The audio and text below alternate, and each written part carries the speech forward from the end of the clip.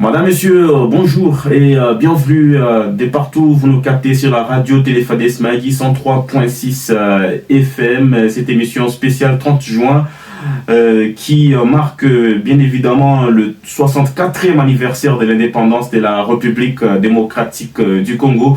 Alors que le pays célèbre cette journée historique, il est important de faire un bilan des réalisations depuis 1960 et de discuter des défis actuels, notamment les problèmes sécuritaires dans l'est du pays et les difficultés socio-économiques qui affectent la population.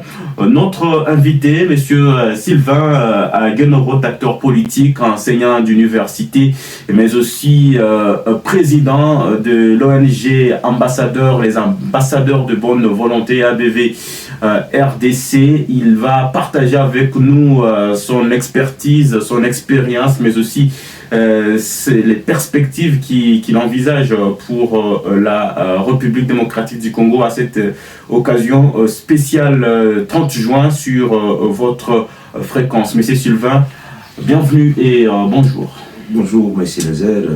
Merci pour cette occasion de nous associer à ce grand débat autour des 64 ans de l'indépendance de notre pays. C'est très important que ceux qui viennent après nous et aussi ceux qui vivent avec nous puissent comprendre la marche de ce pays. Vraiment, merci beaucoup. Avez-vous quelque chose à ajouter par rapport à votre présentation? Vous avez plusieurs casquettes, on le sait. Vous avez dit l'essentiel. Et j'estime que ce qui importe le plus, c'est que les gens me connaissent. Mon nom, c'est Sylvain Guenoroth et je pense que le reste dépend de la façon dont chacun milite. Alors, Sylvain Guenoroth, première question, comment évaluez-vous les progrès réalisés par la République démocratique du Congo depuis 1960, notamment dans le domaine politique, économique et social? Laissons un peu le domaine sécuritaire, on va y revenir dans un deuxième moment. Mais sur le plan politique, économique et social, comment évaluez-vous le progrès, les réalisations, s'il faut les dire comme ça, de la République démocratique du Congo? Bien. Ce qu'il faut comprendre, M. Lézer, et même toutes les auditrices et tous les auditeurs de la radio Fadès Magui, c'est que le pays atteint l'âge de la maturité. 64 ans. Donc, s'il faut comparer le pays à un homme, c'est pratiquement quelqu'un qui attend déjà sa mort. Donc, après 64 ans, moi j'estime qu'il faut faire une analyse sans complaisance. Et d'ailleurs, excusez-moi de le dire, le Congo a échoué.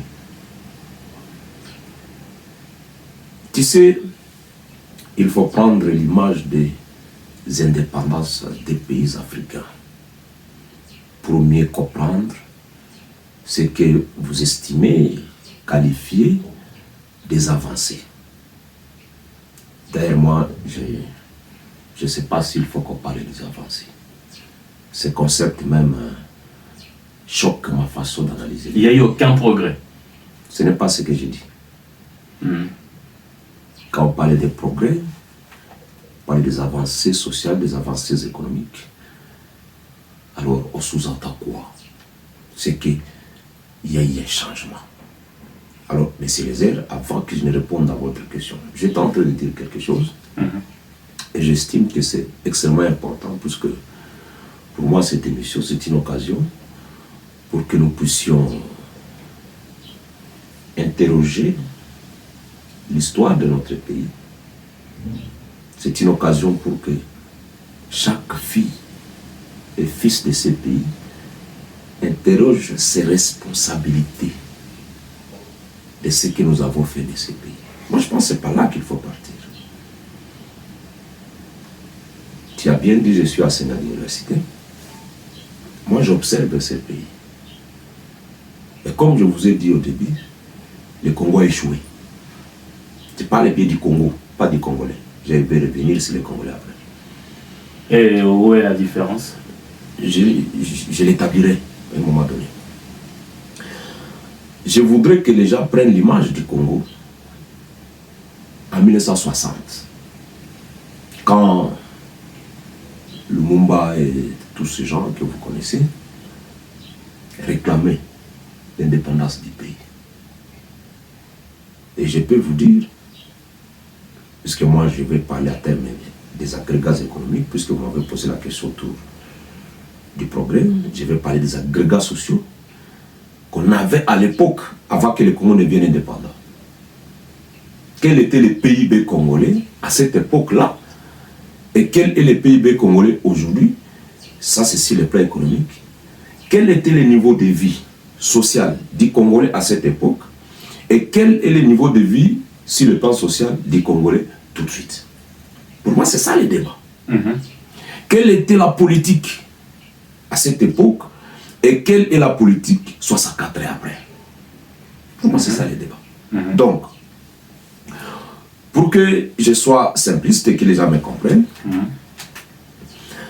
vers les années 50, 55, 58, jusqu'à 60, le Congo valait mieux que l'Afrique du Sud. Et ça peut-être même du Brésil. Excusez-moi, je ne viens pas faire ici l'histoire politique de ces pays. Mais je vais rappeler aux gens que vers ces années-là, notre pays était plus merveilleux que beaucoup de pays d'Afrique et même du monde. Pourquoi? Les gens pouvaient quitter l'Afrique du Sud pour se faire soigner dans ces pays à l'époque. Et que 64 ans après, nous fassions la flèche retour, c'est que les gens préfèrent aller se faire soigner en Afrique du Sud en quittant le Congo. C'est un souci. Et d'ailleurs, je vais extrapoler, mais c'est les airs. Aujourd'hui, pour des questions pertinentes de la santé, nous avons l'habitude, à commencer par les plus hauts dirigeants, d'aller se faire soigner à l'étranger. À l'extérieur du pays. Oui. À l'extérieur du pays. Pourtant, à cette époque, il y a eu des Blancs, des grands pays du monde, qui venaient se faire soigner chez nous, dans ces pays, où il y avait toutes les compétences. D'une manière anticipée, et ça n'engage que moi, ce sont mes observations. 64 ans après l'indépendance, nous avons brisé les acquis que nous ont légués les Blancs. Et ça, il faut vraiment les Blancs. C'est-à-dire, depuis que le pays est proclamé souverain, le Congolais au pouvoir n'a pratiquement pas mis une autre pierre sur l'édifice, la fondation que les colonisateurs a laissé. Si vous arrivez chez nous ici au territoire, jusqu'aujourd'hui, les administrateurs militaires continuent à travailler dans les bâtiments, dans les vestiges des indépendances. À passage, je félicite le président de la République, 64 ans après, qu'on voit un autre bureau être en train d'être construit pour abriter les institutions territoriales. Mais dites-moi, M. Lézère, depuis 60 jusqu'à ce jour, les bureaux qui sont là, ce sont des bureaux construits par les Blancs. Et d'ailleurs, ce n'est pas seulement ces bâtiments. Il y en a beaucoup ici, construits par les Blancs. Après 64. Qu'est-ce que nous avons fait? Je suis un enseignant. Dans mon cours de comptabilité, on m'a appris qu'on amortit les bâtiments. S'il fallait qu'on tienne compte de l'amortissement des bâtiments que les Blancs nous ont laissés, on devait démolir ces bâtiments. Pourquoi on n'a pas démoli? Ça fait 64 ans.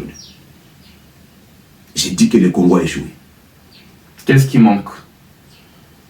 Ou qu'est-ce qui a manqué? Avant que je n'arrive à cette question, je voudrais que les gens me comprennent, puisque vous avez posé une question très importante, et peut-être vers la conclusion, on pourra revenir sur ça. Mais pour que je ne sois pas impoli devant les auditeurs, et surtout devant vous, les présentateurs de l'émission, je donne la réponse. Ce qui a manqué, on n'a pas mis nos intelligences en combinaison pour changer ces pays. Je vais revenir. Ok. Alors, sur le plan politique, les problèmes du Congo se situent au niveau d'une irresponsabilité aiguë. Je vais vraiment demander pardon à ceux qui pensent que je vais les choquer, puisqu'ils sont des hommes politiques, ils s'appellent des hommes politiques. Lumumba Je ne vais pas rentrer dans l'histoire. Après toutes les courses qu'il a faites avec ses amis, les Kassavubu et les autres, arrive à convaincre les gens pour qu'il y ait souveraineté politique nationale, africaine et internationale du pays. Et tout le monde sait les sorts de Lumumba. Ok? L'histoire des pays nous renseigne que nous avons vu la relique de Satan. Ce niveau de leadership politique qu'avaient démontré Lumumba et ses amis pour que ces pays deviennent indépendants, pour que ces pays deviennent autonomes, nous ne les voyons pas aujourd'hui. Et d'ailleurs, entre parenthèses, pour ceux qui font l'histoire politique de ces pays, ils savent que lorsque Lumumba s'est battu pour avoir l'indépendance de ces pays, puisque Lumumba estimait, et d'ailleurs c'était la vérité, c'est que beaucoup de Congolais traversaient déjà une situation la plus misérable, donc l'injustice sociale des Blancs et les matraquages des Noirs par les Blancs, donc le colportage de l'être humain noir, ce qu'on appelait à l'époque congolais, et ça fâchait les leaders politiques. Et spécialement notre héros national, Lumumba. Ça l'a énervé. Et c'est comme ça qu'il a pris sa responsabilité pour dire, tiens, désormais à partir de maintenant, je décide, et mes frères, aidez-moi pour que ces gens nous laissent souverains sur le plan politique. Que nous décidions de l'avenir de ce grand Congo. Que nous ayons la suprématie politique de toutes les décisions politiques qui doivent diriger le bien-être des Congolais. Lumumba a réclamé l'indépendance de ce pays juste pour rechercher une seule chose, le bien-être du peuple congolais. Alors, et d'ailleurs, excusez, et même la politique elle-même est assise sur la recherche permanente du bien-être de la population. Même M. Lézère aujourd'hui, puisque c'est la question que vous voulez me poser, est-ce qu'aujourd'hui... Les acquis de Lumumba. Non, c'est ce que je vous dis. Est-ce qu'aujourd'hui, nous politiciens, nous faisons la même chose? Voilà. Monsieur Lézère, le bien-être pour lequel Lumumba s'est bâti, si j'apprête le langage qui était utilisé dans ta question, est-ce que nous gardons dans nos démarches politiques les besoins réels de notre population? Moi, je vais donner un exemple bête, que les gens m'excusent. Comment comprendre dans un pays comme le Congo qu'il y ait des personnes qui peuvent facilement toucher 100 000 $, 200 000 $, 300 000 $, 1 million, alors que le peuple congolais vit avec moins de 1 $ des jours. Les gens doivent se poser la question, mais c'est les aides. Et puisque nous parlons des questions politiques, si il faut parler à terme des acquis de Lumumba, mais c'est les aides, excusez-moi de le dire, la classe politique a déchiré les combats de Lumumba. Il y a des gens qui pensent que Lumumba a été un tout petit peu pressé, il aurait fallu attendre au moins 10 à 15 ans après pour que l'indépendance arrive. Il semble que tout n'était pas encore fin prêt. Mais c'est les airs. Vous êtes tombé dans un trou. Quelqu'un se donne le devoir de prendre la corde et vous la donne du trou dans lequel vous vous retrouvez et il vous fait sortir de ce trou. Il faut appeler ce monsieur qu'il était pressé de vous aider. Non, ce sont des excuses d'une classe politique irresponsable, d'une classe politique qui est tombée dans la moralité politique et qui pratiquement a oublié que quelqu'un a donné sa vie pour que ce pays devienne indépendant, pour qu'aujourd'hui nous parlions politique. Alors ma question du départ, est-ce qu'il y a eu progrès ou pas sur ces 3 points politique, économique et sociale?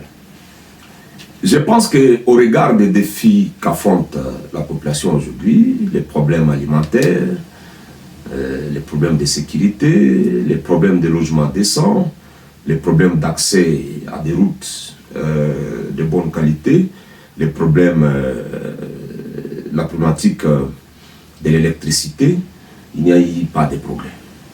Il faut encore travailler.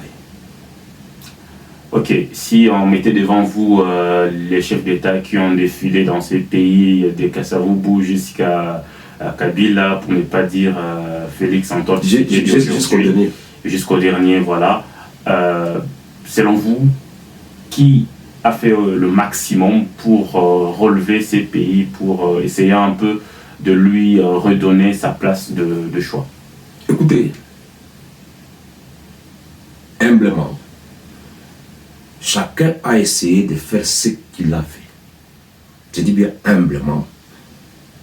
J'accepte que chacun aille à faire ce qu'il pouvait faire. Mais au regard des défis et des vrais problèmes du Congo, j'estime que la majorité d'entre ces gens ont échoué.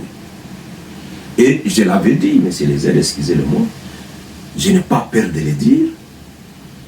Lorsque vous regardez ces pays, avec tout ce qu'ils possèdent, c'est paradoxal que les gens continuent à vivre tel que nous les regardons au Congo.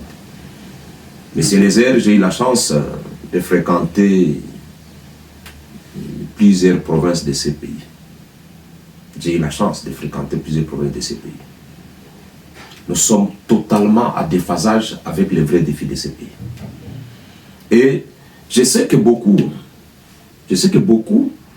de Congolais aujourd'hui sont nostalgiques et le plus souvent, je dis aussi quelque part oisifs pour faire des appréciations au regard de la situation dans laquelle ils se retrouvent. Mais, messieurs Eliezer, l'or, le pétrole, les diamants, les zinc, les cobaltes, l'air que nous avons, la forêt que nous avons, l'espace agro-pastoral que nous avons, comment est-ce que nous nous retrouvons dans un pays avec une population qui vit difficilement avec $1 le jour? Et il faut qu'on appelle ça progrès. On comprend que le bilan est totalement négatif selon vous. Je peux vous dire mitigé, que... Je pouvais vous dire que... On respire quand même. Là. Non, écoutez, je peux vous dire que le Congo a régressé de 64 ans.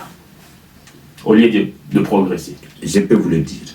Et, M. Lézère, je dis bien, si je suis dans les faux, qu'on me donne une équipe des universitaires, des chercheurs, qu'on me donne des moyens, qu'on circule les 26 provinces, nous sommes encore en train de vivre dans les vestiges de l'indépendance du Congo.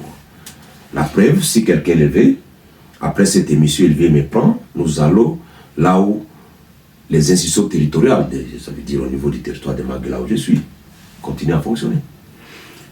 Monsieur Sylvain, nous tournons la page, parlons un peu des défis sécuritaires, mais nous allons aussi, j'aimerais bien qu'on revienne sur les défis socio-économiques. C'est très important, c'est capital ce que vous avez souligné. Et là, nous allons surtout souligner vos démarches en tant que président de l'ONG ABV, les ambassadeurs de bonne volonté. Mais là, parlons un peu des défis sécuritaires. La RDC fait face à des défis sécuritaires majeurs, notamment dans l'est du pays où nous nous retrouvons à ce moment.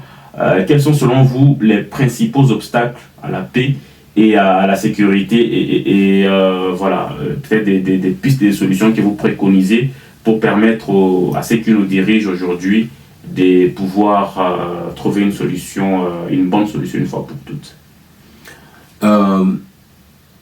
Vers les indépendances, les années 60, devait sauter un peu jusqu'à ce que Mobutu prenne le pouvoir.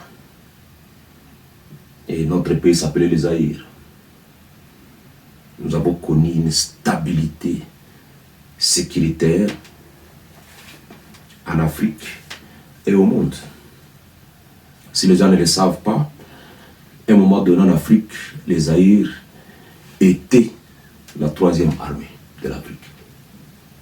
Et au monde, le Zaïre était difficilement classé 20e puissance militaire avant que Mobutu ne prenne presque son apogée. Aujourd'hui, nous sommes dans le top 10 des armées, au moins 7e, 8e, je crois bien. Non, il faut éviter ces classifications qui nous font lorgner dans une situation dépassée. Avant que je ne continue avec ma réponse. Vous savez, lorsque vous avez un enfant à la maison qui est bourrique, chaque fois à l'école, il vous ramène moins de 4 sur 10, mais que des voisins puissent vous dire que non, vous savez, votre enfant est très intelligent, il est très bon. Et vous, parents, vous qui connaissez chaque jour les points que votre enfant obtient, vous aussi vous acceptez ce que cette personne dit. C'est la situation du pays. Ces classifications représentent pour moi une moquerie vis-à-vis du Congo. Alors, revenons à ma réponse. Monsieur Eliezer, si nous avons un problème de sécurité dans ces pays, c'est tout simplement puisque nous n'avons pas construit une armée. Et nous n'avons pas mis en place un système de défense et de sécurité qui permet de protéger les pays au niveau interne et au niveau externe. Parce que la puissance d'un État, c'est avant tout son armée. Vous ne pouvez pas vous définir à terme d'un État si vous n'avez pas une armée capable de protéger votre espace géographique et extra-géographique. Vous savez, aujourd'hui, les gens disent que les pays nous agressent. Le Rwanda.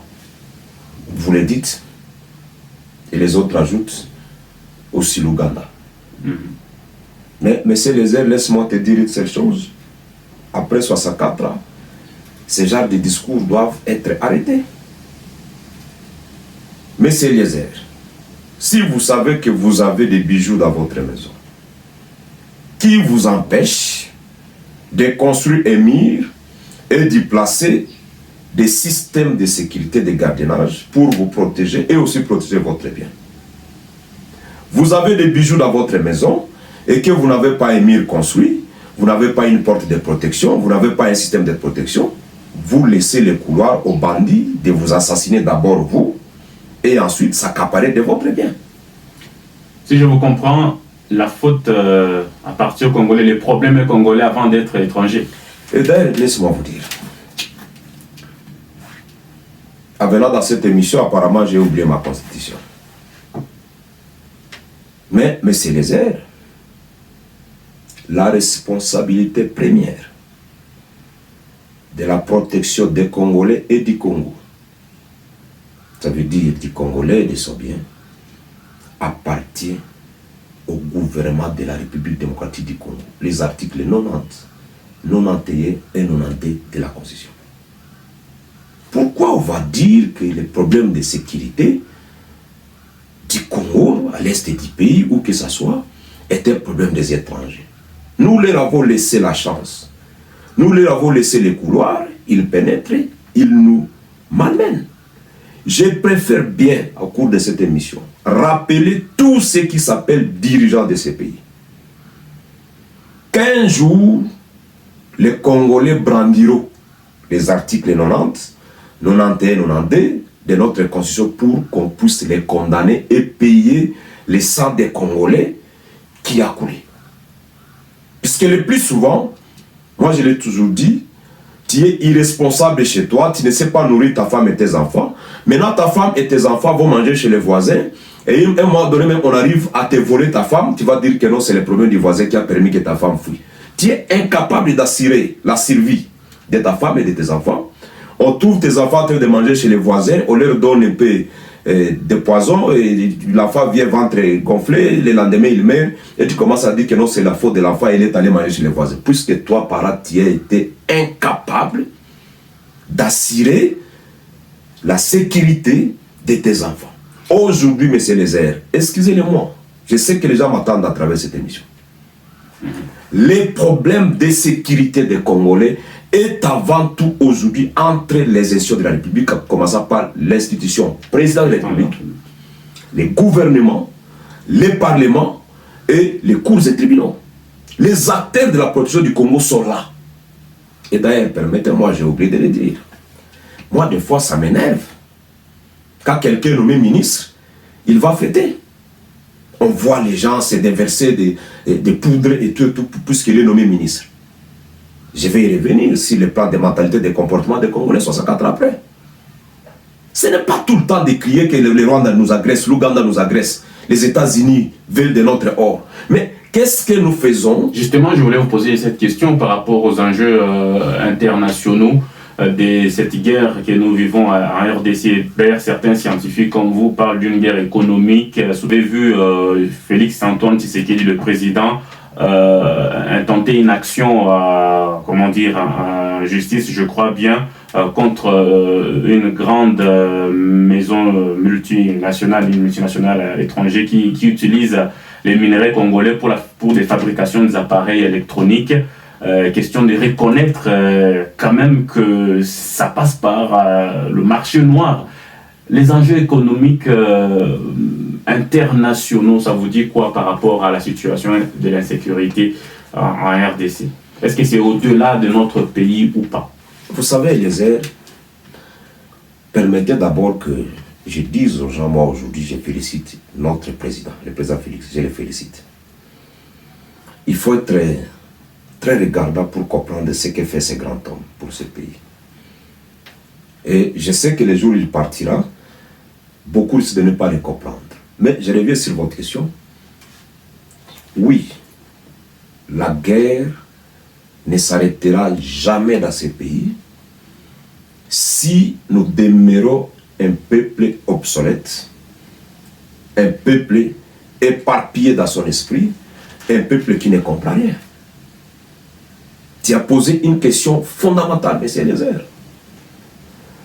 La guerre que nous faisons dans ce pays, je l'avais dit un jour, d'ailleurs à un grand officiel, à un gouverneur de province. J'ai discuté avec lui. Je lui ai dit, monsieur le gouverneur, les stratégies que tu mets en place dans cette province ne peuvent pas tenir si on ne tient pas compte du problème international du conflit de l'Ituri. Ça, je passe seulement l'Ituri, mais c'est la même situation avec le Nord Kivu. Avec le Nord Kivu. Vous savez, il y a des choses qu'on nous demande. On a besoin d'exploiter nos terres. Et quand je dis terre, ça veut dire même les ressources naturelles. Mais quelle est l'approche utilisée? C'est là le problème. Le président de la République, son Excellence Antoine Félix Tshisekedi, est dans une démarche qui doit être appuyée par la société civile et même par la classe politique.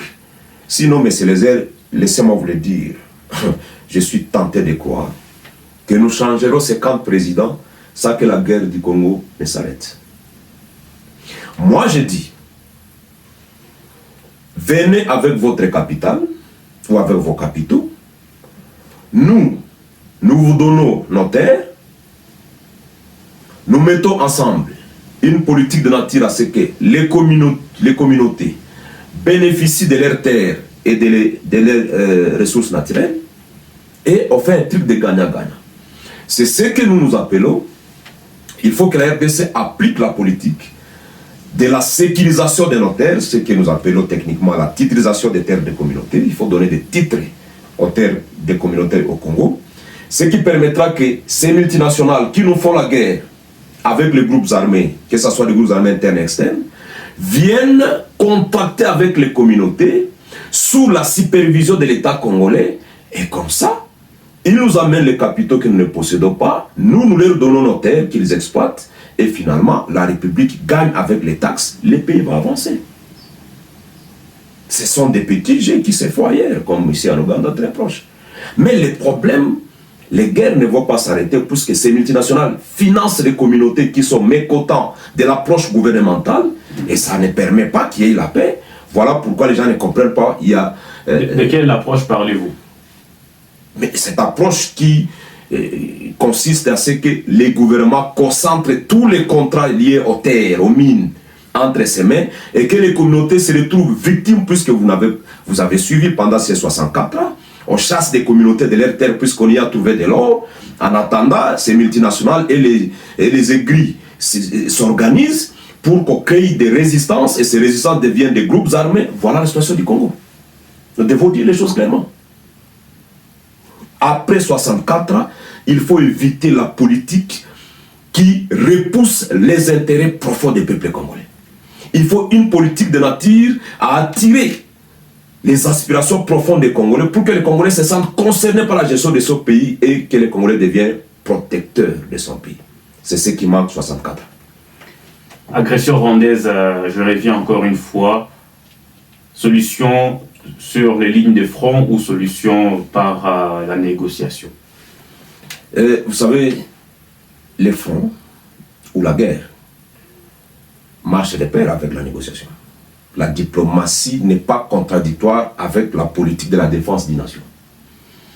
Puisque, laissez-moi vous dire, la Russie et l'Ukraine sont en guerre, mais aussi il y a des pourparlers qui se mettent toujours. Mais c'est les airs.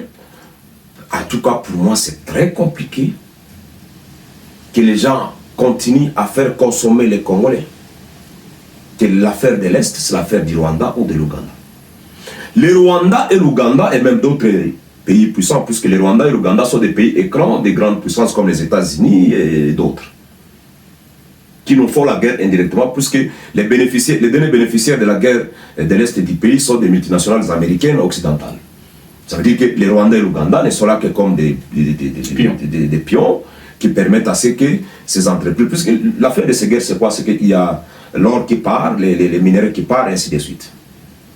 Et les airs, laisse-moi vous le dire, et c'est ma conviction personnelle, le jour où ce pays aura une armée forte, dissuasive, capable d'anticiper des agressions internes, externes, alors personne ne parlera de la guerre. Personne même ne parlera de l'agression. Le problème, c'est que nous avons nous-mêmes abandonné nos responsabilités et les gens profitent. Mais c'est les airs, si tu es une jolie femme à la maison, que les autres hommes sont en train de chercher à aimer, si tu ne mets pas de précautions, ces hommes viendront pénétrer cette femme chez vous à la maison. Je n'ai pas ingéré, je parle des questions sociales, puisque je parle du Congo et je connais ce que j'ai dit. Le Congo, c'est cette belle femme. Et je dirais, le Congo, c'est cette belle femme avec un beau papa à la maison, garni de tous les biens, maintenant qui a engendré de belles filles et de beaux garçons, que les gens de l'extérieur, soit les beaux garçons cherchent les belles filles qui se retrouvent dans cette belle famille, et les belles filles cherchent des garçons, ou vice-versa. C'est ça la situation du Congo. Alors, M. Sylvain, j'aimerais un peu restreindre la question, quittons un peu le domaine national, revenons à Ituri, dans cette logique de l'insécurité toujours.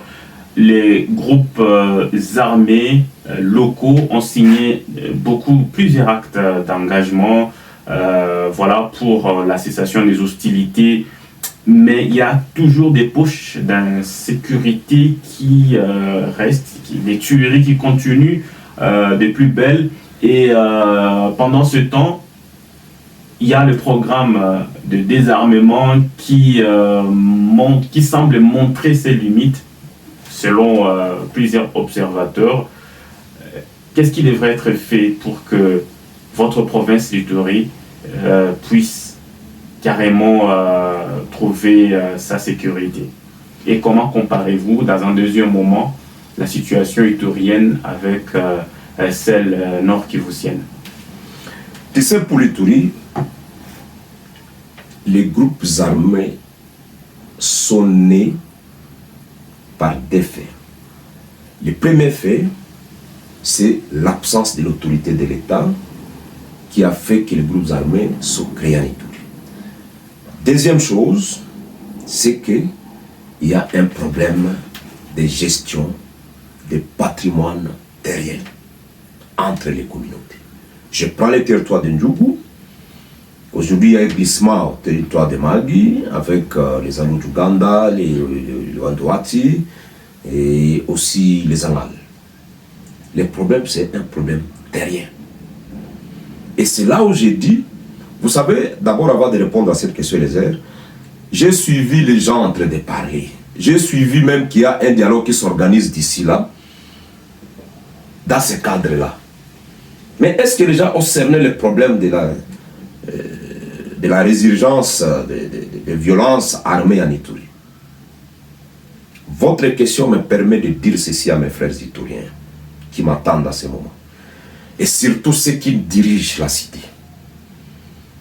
Nous aurons la paix en Ituri le jour où nous allons titriser toutes les terres des communautés ituriennes.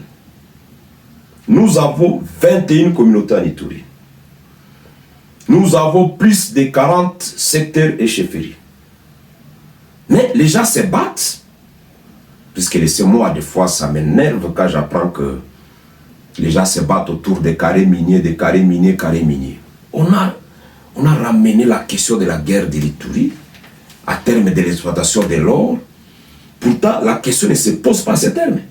La question se pose à ce terme: pourquoi un Moulendu va tuer un Moema et pourquoi un Moema va tuer un Moulendu?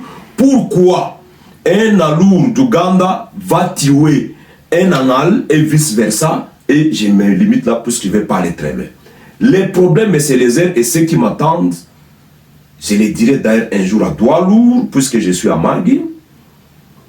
Les problèmes, les gens se battent à cause des terres.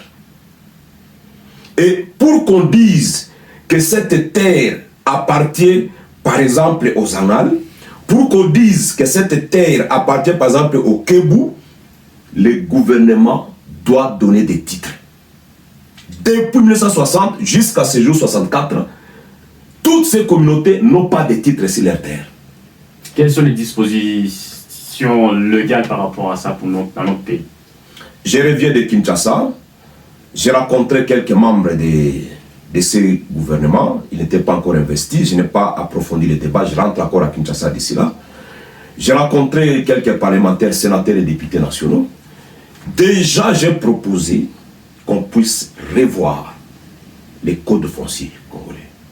Puisque la question foncière en RDC est très mal gouvernée. Et c'est ce qui fait qu'il y a des problèmes, que les gens veulent limiter ça au niveau, excusez-moi pour la tautologie, au niveau des conflits de limites. Nous ne sommes pas là-bas. Nous avons un problème, puisque aujourd'hui, chaque communauté veut avoir le droit sur sa terre. Je participe des fois dans des ateliers organisés par des gens qui se disent des hommes d'État. J'écoute déjà dans des meetings. Je ne comprends pas qu'est-ce qu'on dit pour trouver une solution permanente sur la question des groupes armés en Ituri. Qu'on dise à un Mouniali, ta portion que l'État reconnaît depuis les indépendances de ces pays commence à partir d'ici jusque-là, on lui donne un titre. Après cet espace-là... Il y a des limites administratives dans... Excusez-moi, messieurs les airs. Nous avons fait ce débat. Et d'ailleurs, je vais rappeler ceux qui nous écoutent ici, surtout les dirigeants. Les plans d'action sécuritaire, que ce soit provincial, national, local qu'on a établi, pourquoi ça ne donne pas la solution? Nous avons pris des questions par l'esprit de superficialité et nous continuons à pleurer, comme votre question l'a démontré. Mais c'est les airs pour être trop bas. Si nous voulons la paix en Ituri, je prends l'exemple de Magui. Les experts doivent quitter Kinshasa. Ils doivent venir en territoire de Magui. On doit appeler tous les chefs de chefferie, tous les chefs de groupement, tous les vieux sages, les chefs de clans, écartons les politiciens. Mettons des techniciens en matière de gouvernance des terres. On va retracer les clans par entité. Mais c'est les airs. Par entité, on va retracer les clans. Et on identifiera chaque communauté avec sa terre. Et l'État accordera des titres à chacun et personne ne pourra piétiner la terre de l'autre. Mais il y a cette dimension démographique, cette explosion démographique qui continue. Il y aura toujours une communauté qui n'aura plus où mettre le pied dans ces cas. Ça sera toujours un défi à relever. Dans mon petit cours de démographie, j'appelle ça l'accroissement de la population qui nécessite qu'il y ait une gouvernance de planification pour la génération à venir. Alors, excusez, vous n'avez pas fini de la réponse. Ceci ne veut pas dire qu'une population devient extrêmement élevée, que ça doit provoquer nécessairement les conflits entre les gens. Les terres se négocient, les espaces se négocient à terme des contrats de location. Mais aujourd'hui, il y a eu des gens qui se sont accaparés des terres d'autrui et ils commencent à penser que c'est leur terre. Voilà, les gens veulent réclamer par les armes. Pourquoi, si vous sentez que vous êtes déjà trop important à terme de volume populatif dans une entité, ce qu'il faut faire, il faut négocier les contrats d'habitation ou de location d'une terre, et ces contrats ont été toujours renouvelés. Est-ce que ces problèmes concernent les communautés ituriennes? C'est un problème national. Et d'ailleurs, moi je vous surprends, c'est un problème international. Le 6 juin dernier, disons le 5 juin dernier, nous avons célébré la journée internationale de l'environnement. Je l'ai dit sur la télé 50 à Kinshasa, même avec les gens avec qui j'ai changé. Nous allons affronter des grands défis environnementaux liés à la démographie mondiale, où un jour on vous demandera qu'un Mexicain qui n'a pas de place chez lui là-bas vienne vivre en territoire des Manguis. Comment vous allez résoudre cette question? Les gens doivent être conséquents. C'est comme ça, j'ai dit, les populations qui envoient des députés ou des sénateurs ou n'importe quel représentant, ils doivent envoyer des gens qui savent réfléchir la législation des textes qui doivent gouverner non seulement nos aspirations présentes, mais les aspirations futures. Vous suivez les débats sur les élections en Europe, comme ça s'est passé. Vous suivez aujourd'hui les grands débats en France. Les gens pensent, voilà, c'est ça. Les gens pensent à des grands débats thèmes d'immigration, puisqu'on n'empêchera pas que quelqu'un meure puisqu'il manque 1 mètre là où il doit vivre, alors qu'il y a des espaces au Congo, les gens viendront habiter le Congo.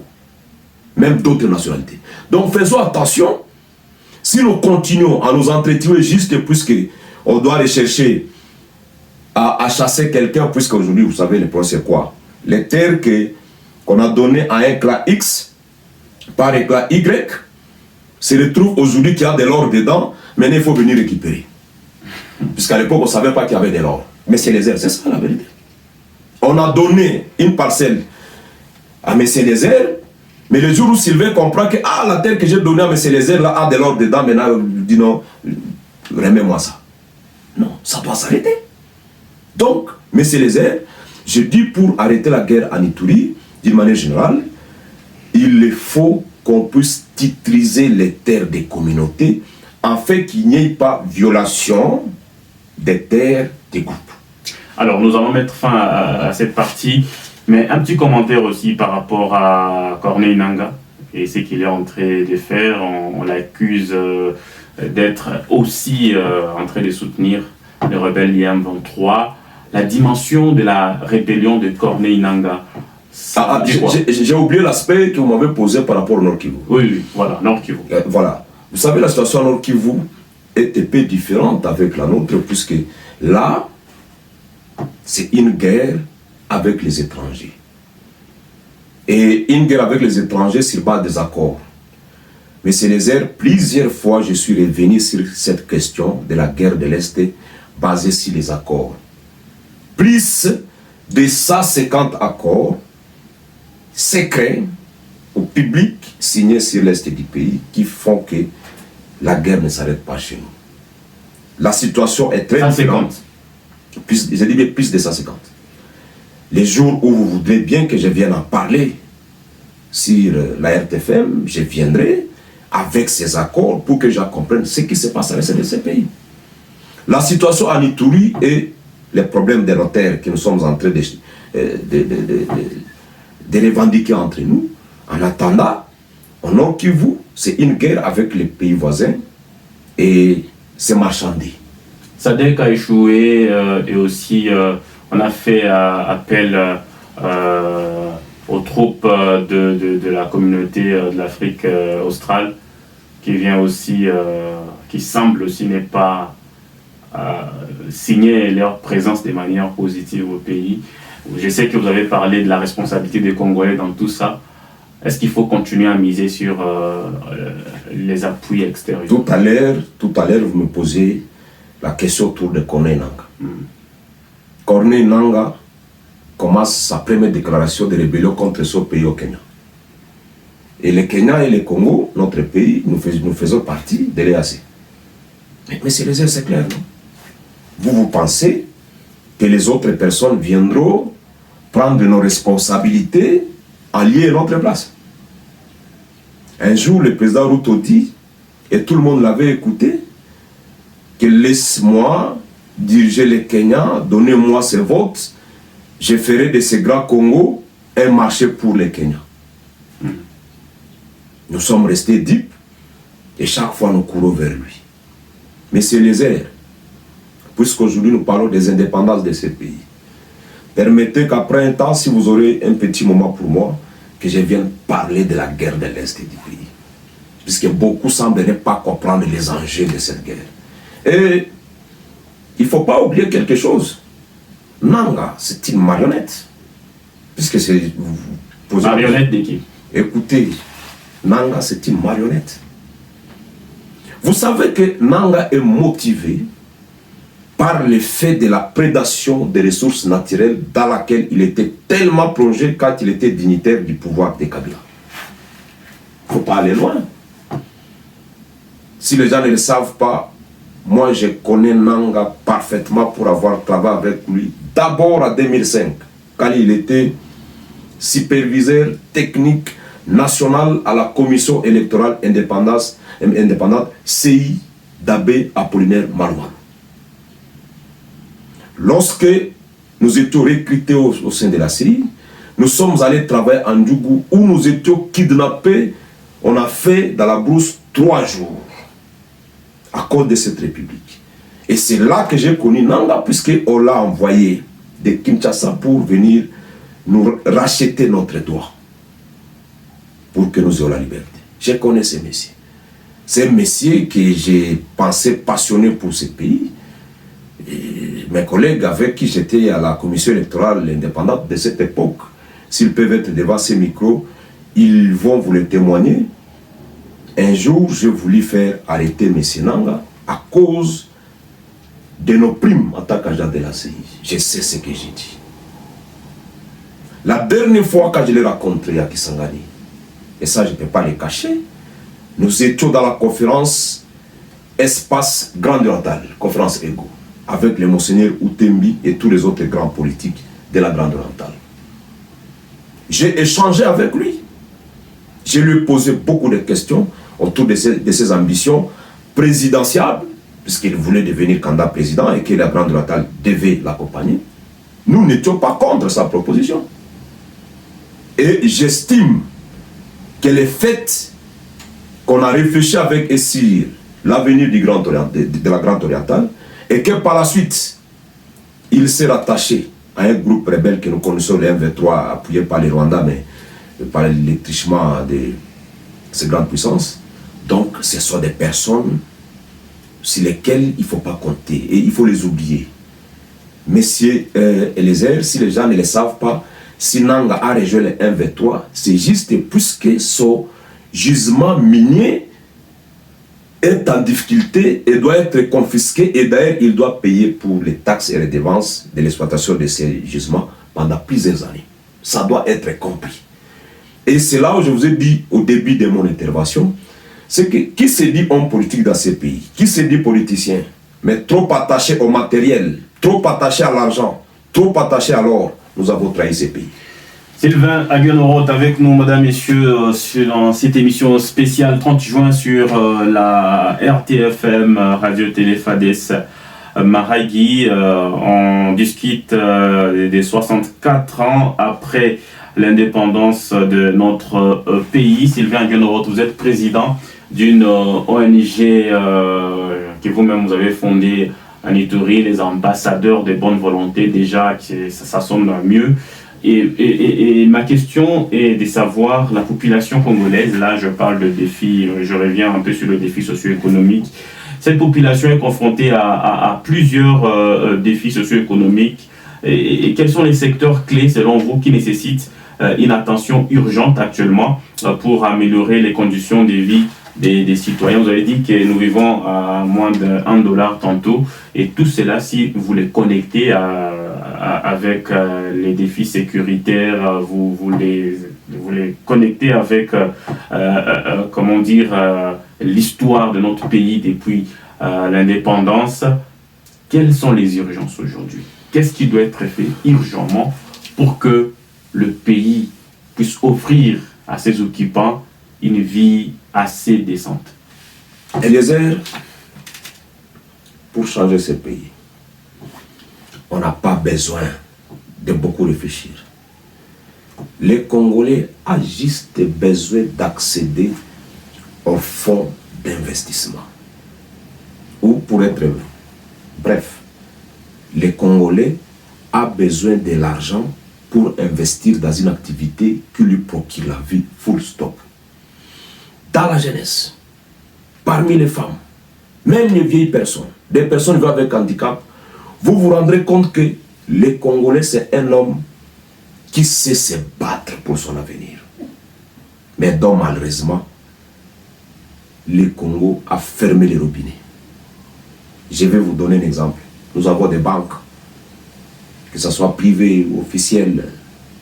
Mais quel est ce Congolais lambda qui peut accéder au crédit? C'est là où je vous ai dit que 64 ans après, les dirigeants congolais ont échoué. J'ai vu des pays, messieurs les airs. J'ai vu la Côte d'Ivoire, j'ai vu l'Ouganda, le Kenya, tous ces petits pays que les Rwanda que vous citez être des pays agresseurs, ça peut engager tout le monde, ce n'est pas un problème.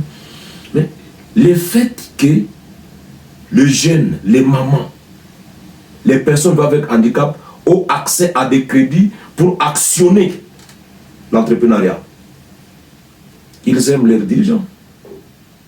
Les problèmes du pays aujourd'hui, du Congo, l'urgent, pour que nous ne puissions pas vivre avec moins de $1 le jour. Mais c'est Eliezer, il faut actionner l'entrepreneuriat dans tous les domaines. Cela devrait-il être aussi l'urgence ou la priorité du gouvernement Soumino? Quand j'ai rencontré certains d'entre eux à Kinshasa, je leur ai dit, et d'ailleurs, j'ai dit même pour l'insécurité, la solution c'est l'entrepreneuriat. Vous savez pourquoi les gens font la guerre? Entre parenthèses. Les gens font la guerre puisqu'ils n'ont pas des activités qui leur donnent la vie. Un bandit vient, il dit, monsieur, je te donne $500, rejoins mon groupe armé. Mais monsieur Eliezer, si le pays donnait aux Congolais, ne serait-ce que par la tranche de 3 mois, jeunes, maman, ainsi de suite, on leur donne $100 pour financer les activités et accroître leur capacité d'investissement ou d'entrepreneuriat. Qui pouvaient faire les groupes armés? Ceux qui sont dans les groupes armés sont des jeunes gens, des chômeurs, des délinquants. Et aujourd'hui, M. Eliezer, puisque vous posez cette question, la priorité c'est que la République reverse les taxes que nous lui payons en termes de financement des activités des jeunes, financement des activités des mamans, financement des activités des personnes vivant avec handicap, financement des activités des personnes de 3e âge. Et d'ailleurs, laisse-moi vous dire... Est-ce que le Congo est en mesure de faire tout ce que vous êtes en train de lister là, à ce moment présent où nous parlons? Judith Soumino, la première ministre, a étalé devant le Parlement son projet très ambitieux pour le pays, comme d'ailleurs ses prédécesseurs. Il y a des analyses qui viennent après disant que voilà, c'est bon sur le papier, mais quand il faut rentrer dans la vie pratique, ça devient toute une montagne à pousser. Si nous sommes capables de donner au président de l'Assemblée nationale $100,000 par ricochet, toutes choses restées égales par ailleurs, si nous sommes des humains, nous sommes des dirigeants qui avons la volonté de changer les choses, nous pouvons donner à un entrepreneur jeune du quartier Gamba $100 pour financer son activité de vente des unités. Le climat des affaires pour l'entrepreneuriat, c'est pas facile, vous le savez. Vous êtes un manager des formations.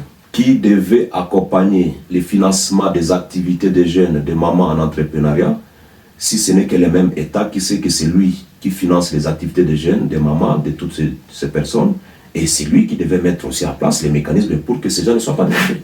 Les problèmes ici, je vous ai dit au début de l'émission, les dirigeants congolais semblent être un homme archaïque et trop attachés au matériel qu'à la vision de changer le Congo. Puisque vous parlez de ça, alors parlons aussi de cette question de mentalité de la RDC pour, avant de quitter cette émission, parce que ça doit prendre fin, 64 ans après, comment évaluez-vous la mentalité de l'homme congolais? Est-ce qu'il y a eu progrès ou regret?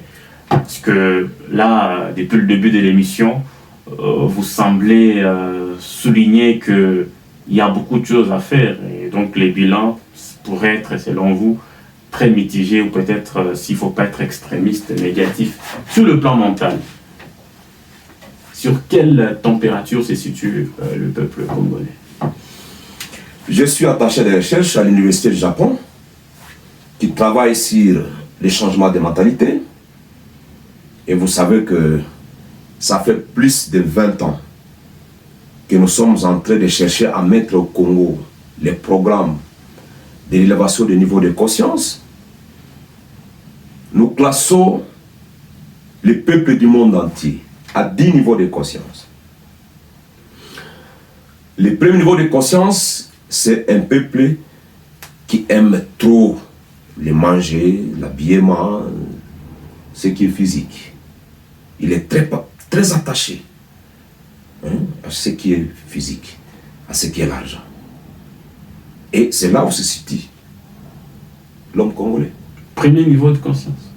Je dis bien, les Congolais se situent au premier niveau de conscience. Si vous voulez dire le contraire, je vous donne un exemple. Prenez un Congolais,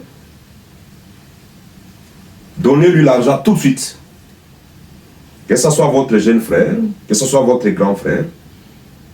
Cet argent, pour la première fois, disons pour la première utilisation, ça sera soit pour acheter l'alcool, soit pour acheter les habits, soit pour acheter à manger, soit pour acheter des choses qui sont matérielles. Et qu'est-ce qu'il devrait faire? Non, attendez. Il vient solliciter de votre part une aide. Il dit, Monsieur Sylvain, j'ai un problème. Tu lui donnes 20 $. 20 $, c'est tout est capital. Mais vous verrez la même personne prendre cet argent. Il tourne les dos, il te laisse. La première chose, il va s'asseoir quelque part, il te commande les verres, l'alcool. Il commence d'abord à prendre ça. Et à la fin du compte, après une semaine, il revient encore vers vous. Il peut le faire 10 fois, il ne se gêne pas puisqu'il ne sait pas investir. Je saute un peu au niveau de conscience 5. Un peu au niveau de conscience 5, c'est un homme qui sait investir pour la reconstruction et le changement. Nous ne sommes pas là. Je vais être trop terre à terre pour que les gens me comprennent très bien par rapport au problème de mentalité. Un Congolais, il est très bien habillé, avec 4 téléphones en main. Arrivé chez lui, il y a la saleté à partir de la chambre jusqu'en dehors de sa clôture. Et pour vivre ça, il faut être à Kinshasa. Tu verras quelqu'un très bien habillé, il a 4 téléphones, il est dans une voiture, mais il est à location, il n'a pas encore construit une maison, mais il a déjà une voiture. Et la voiture est garée chez les voisins, puisqu'il n'a même pas l'espace pour mettre la voiture. C'est ça les Congolais, le mental. Prenez un Congolais, il se réveille très tôt le matin. Il est en train déjà de boire. Il n'a pas investi. J'ai apprécié un grand frère, le roi de Bitakwira a dit, on ne peut pas changer ce pays à partir de Kinshasa. Pourquoi? Puisque le mental est très sale. Vous allez dans une conférence internationale où il n'y a que 2 sièges par pays, par délégation. Vous en amenez 22. Mais on ne comprend plus rien pour une réunion de 2 jours, puisque seulement cette mentalité de la cueillette, des détournements, des vols de données publiques est ancré à vous. Et pour une réunion qui pouvait prendre juste 3-4 personnes, vous faites une feuille de route avec plus de 50 personnes. C'est ça le Congo. Et c'est ça le mental congolais. Aujourd'hui, un homme à l'âge de 30 ans, tu prends les bonbons que tu as sucés, tu prends les sachets, tu jettes par terre. Mais qui viendra les balayer pour toi? Tu as fini à prendre de l'eau ou de jus, tu prends les bocals, tu jettes. Regarde, hein, monsieur Lézère, comment le Congo est très sale. Toi, tu fais les voyages. Le niveau du mental congolais est trop bas et les gens sont trop attachés à des intérêts mesquins, mais le mental de changement n'existe pas. Et vous savez, Maurice Duverger le dit, dans les cours de développement économique que nous enseignons aux enfants, tout changement commence par le changement du mental, des mentalités. Si vous regardez un pays stagner, régresser, puisque le mental est resté archaïque. Les Belges, excusez-moi. Qu'est-ce qui doit être fait? Excusez, les Belges avaient compris, et c'est comme ça les Belges fouettaient les Congolais que de lui parler. Pourquoi le Belge n'a pas trouvé une autre solution pour travailler le mental congolais afin que des générations futures ne puissent pas l'hériter? Vous savez une seule chose, et ça c'est vraiment ma conviction. J'aime ce qu'on appelle la science. Ça aide des communautés à évoluer. Mais c'est Eliezer, je vous ai dit que j'ai fait mes recherches à l'université du Japon, l'université qui est chargée des questions de changement de mentalité. Je connais ce que j'ai dit. Et excusez-moi pour l'exemple que je donne, ça peut choquer les gens. Regarde le Rwanda. Le Rwanda a traversé le moment de génocide. Mais aujourd'hui, c'est un peuple qui a accepté de marcher ensemble. Ils ont fait 20 ans pour changer leur mentalité. Quitter les mentalités de la haine, de la guerre, vers la mentalité du changement, de la paix, de la cohésion sociale, c'est un travail à faire. Vous me posez la question, qu'est-ce qu'il faut faire? Mais c'est les airs, ça fait 3 mandats dans ces pays. Nous sommes en train de négocier, nous les experts, en matière de l'élévation du niveau de conscience et de changement de mentalité. Nous sommes en train de négocier depuis Kabila qu'on puisse instaurer. Nous avons mis en place, monsieur Lézère, ça doit s'y prendre les gens, un programme de changement de mentalité et de comportement des Congolais, avec 10 indicateurs qui démontrent le niveau de conscience et comment on va changer à partir du niveau 0, puisqu'il y a des personnes du niveau de conscience 0 jusqu'à 9. Un homme, je donne un exemple, un homme, il a un âge normal, 40 ans. Il a des opportunités pour avoir de l'argent. Mais il ne sait pas s'acheter les habits, ni une paire de sandales, ni savoir manger. Vous pouvez dire que cette personne a une conscience, mais c'est les airs, vous avez des notions de la psychologie. Donc, nous avons déjà mis en place un programme. Je remercie le président de la République. Pour ceux qui ne le savent pas, je suis parmi les experts de la série du changement de mentalité qui est basée à la présidence de la République. Et comme nous avons déjà déposé le programme, on espère qu'avec ce gouvernement, ça doit commencer. Il faut qu'on change la chose. Nous avons proposé au gouvernement un plan qui doit passer pendant 30 ans. Si nous avions commencé à 2000, déjà à 2030, nous devrions déjà élever le niveau de mental des peuples congolais de 0 à 4. Et si nous avions commencé à 2000, 2030, nous élevons de 0 à 4. De 2030 à 2050, nous élevons de 4 à 8. Et le peuple congolais changera. Il faut un enseignement. Mais c'est les airs, c'est très simple, non? Quelqu'un qui est habitué à prendre son jus et jeter le bocal partout, pour qu'il ne le fasse pas, on doit le mettre dans une salle, on l'enseigne. Mais c'est quand tu prends, tu finis avec ton jus, prends le bocal, jette dans une poubelle. C'est un enseignement, ce n'est pas une magie, mais c'est les airs. Autant nos enfants qui ont pris les armes, c'est une mentalité criminelle, niveau de conscience 0, niveau de conscience situé entre 1 et 0. On va les faire asseoir dans une salle, ça prendra le temps que ça prendra. On va lui apprendre comment tu es. D'abord, il est arrivé là, et quelles sont les conséquences que lui-même a connues et sa communauté, tout le monde a connues. Et on va maintenant lui apprendre de nouvelles méthodes pour quitter la guerre, la haine, vers la mentalité de la paix, du changement, du développement. C'est un travail que nous avons déjà proposé à la République. Ne vous en faites pas, ne pensez pas que je pars à Kinshasa pour rien. Nous avons un travail à faire pour changer ce pays. Monsieur Sylvain Lionel-Roth, c'était un plaisir. Avez-vous quelque chose à dire en guise de conclusion? Je m'adresse avant tout aux dirigeants. Si vous êtes dirigeant, vous êtes un serviteur. Et j'ajoute, vous êtes un simple serviteur. Chaque fois que vous vous réveillez, dites-vous qu'est-ce que vous faites pour que la situation du peuple, de votre population change.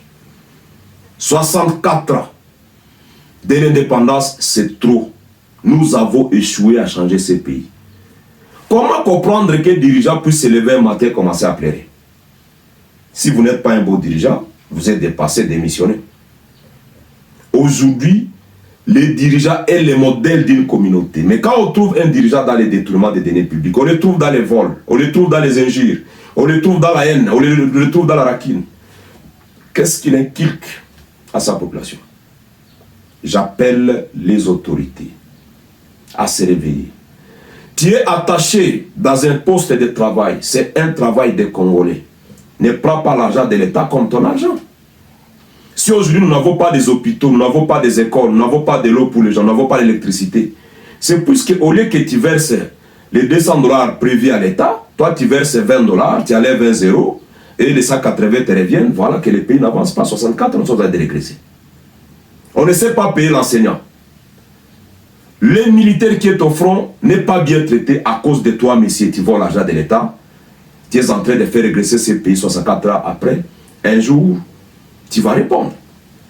La population, je termine par là, la population doit se réveiller. N'attendons pas les changements du ciel. Et même, j'ajoute, n'attendons pas le changement d'un président de la République. Je vous ai dit tout au long de cette émission, et j'ai oublié de féliciter le président de la République. Lorsqu'il a mis la série de changements de mentalité, j'étais à Kinshasa. Quand nous étions réussis à la présidence de la République, quand on nous avait parlé de ce projet de série de changements de mentalité, je me suis dit, je me fais le premier acteur. La population doit se rendre compte. Et ceci revient à nous qui nous appelons des leaders. J'apprends déjà à se dire des leaders. J'apprends déjà à se dire des acteurs politiques. Soyez leaders si les choses changent. Et un leader, c'est un modèle. Un leader, ce n'est pas ce monsieur qui est trop attaché à l'argent, au bien matériel. Un leader, c'est quelqu'un qui est très attaché au changement positif de la communauté. Aujourd'hui, les gens confondent les choses, puisque, et ça je dois le dire, si les choses ne changent pas les airs, excusez-les-moi. C'est à cause de ceux qui se disent des leaders. Donc, chers leaders, 64 ans, que vous soyez leader ecclésiastique, leader politique, leader communautaire, 64 ans après, examinons ce que nous avons fait pour ce pays. Leader ne veut pas dire parler à la radio comme je parle maintenant. Leader, c'est celui-là qui analyse la situation de sa communauté. Il y travaille et il lui propose un plan de sortie. Le pays est très sale, messieurs les airs. Il faut que nous puissions prendre une linge blanche pour venir l'essuyer. Ça dépendra des efforts de nous tous. Je remercie la radio Fadès pour cette occasion et je voudrais vraiment féliciter toute l'équipe du travail que vous faites, puisque vous nous aidez à ce que les gens comprennent la situation dans laquelle nous sommes. 64 ans, nous avons raté le pari. Maintenant, c'est le temps que le Congo soit notre seul camp politique pour le changer. Notre seul camp politique doit être le Congo. Voilà ce qui met fin pratiquement à cette émission spéciale 30 juin sur la 103.6 FM. Je m'appelle Eliezer Putoa. C'était un honneur de vous présenter cette émission qui a reçu tantôt Sylvain Guenoroth, acteur politique, président de l'ONG ABV, les ambassadeurs de bonne volonté RDC, mais aussi enseignant d'université. Merci beaucoup de votre attention particulière à la 103.6 FM. D'ici là, portez-vous bien. Au revoir.